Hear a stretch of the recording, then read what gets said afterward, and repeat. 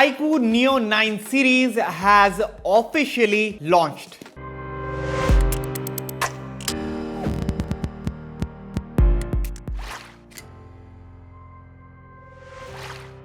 Yes, you heard that. Both the iQOO Neo 9 and the iQOO Neo 9 Pro have officially launched in China and not yet in India. And I know this sounds sad, but the good part is that since these phones are already official in China, so the Indian launch shouldn't be far off.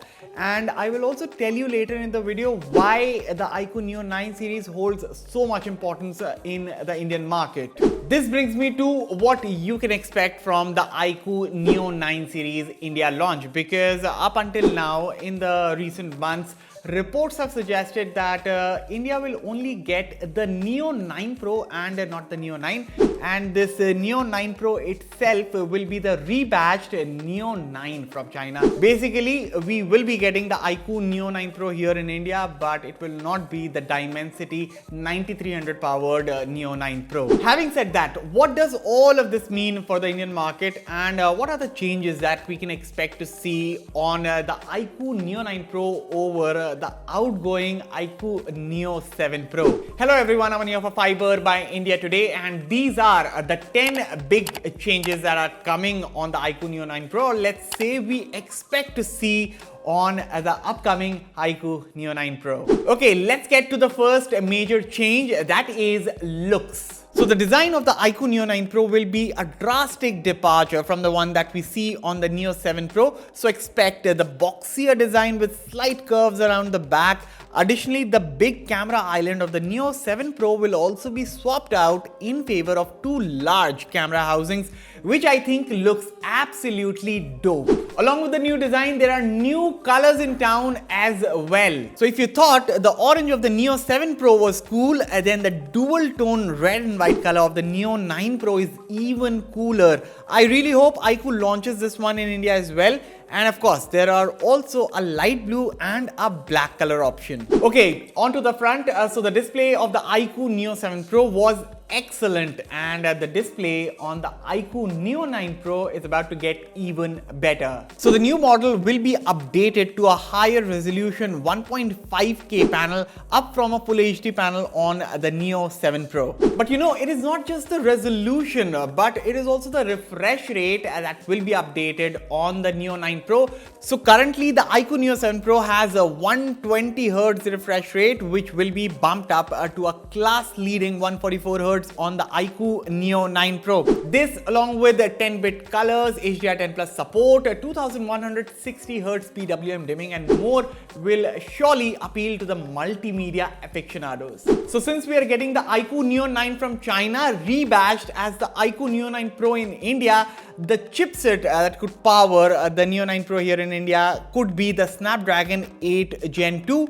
But this is not a bad thing at all, and if iQOO really manages to price this thing competitively, hell will freeze over. Now, it is not just the Snapdragon 8 Gen 2 chip under the hood, but on the iQOO Neo 9 Pro for India, also expect to see faster LPDDR5X RAM paired with a faster UFS 4.0 storage. Also in China, the Neo 9 Pro is available in 4 different variants, but historically not all variants make their way to India.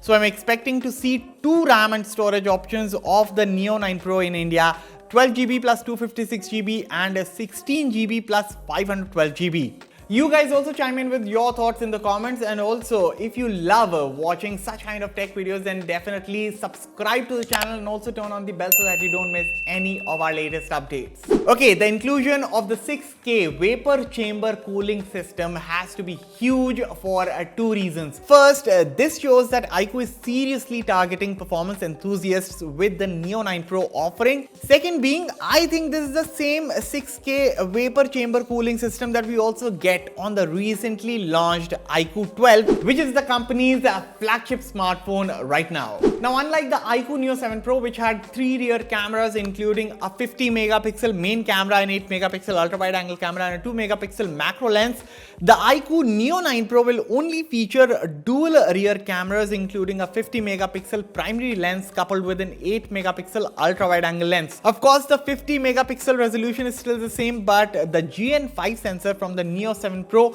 will be replaced by the Sony IMX920 sensor. Alrighty, the iQOO Neo 9 series in China boots the latest version of Origin OS atop Android 14, but in India, the iQOO Neo 9 Pro will boot FunTouch OS 14 atop Android 14. And this way, it will also become the second phone to officially launch in India with Android 14 after the flagship iQOO 12. Finally, here's the interesting bit. So since the iQOO Neo 9 from China could most likely be rebadged as the iQOO Neo 9 Pro for the Indian market, what could be the pricing? Now, in regards to the two variants that I feel may launch in India, the price of those in China is set at 2,299 Chinese yuan, which is roughly 28,000 rupees, and 2,799 Chinese yuan, which is roughly 34,000 rupees for the 12GB RAM plus 256GB storage variant and 16GB RAM plus 512GB storage options respectively. And keeping in mind that the India price of the Neo 9 Pro will be slightly higher than the China pricing, and also keeping in mind that the pricing could be bumped up from that of the iQOO Neo 7 Pro, there's a high chance that iQOO may very well be able to price the Neo 9 Pro under 40,000 rupees. I'm guessing 34,999 rupees for the 12GB RAM version and 39,999 rupees for the 16GB RAM version. And just by chance, if this kind of pricing does turn out to be true, then just think of it. A Snapdragon 8 Gen 2 powered smartphone for under 40,000 rupees, guys. This is going to be insane and I can't wait for it to happen. But there you have it, folks. These are the 10 changes that are most likely coming to the Indian version of the iQOO Neo 9 Pro. Are you excited about the smartphone? Because the iQOO Neo 7 Pro was a disruptor in its segment, both in terms of price and features.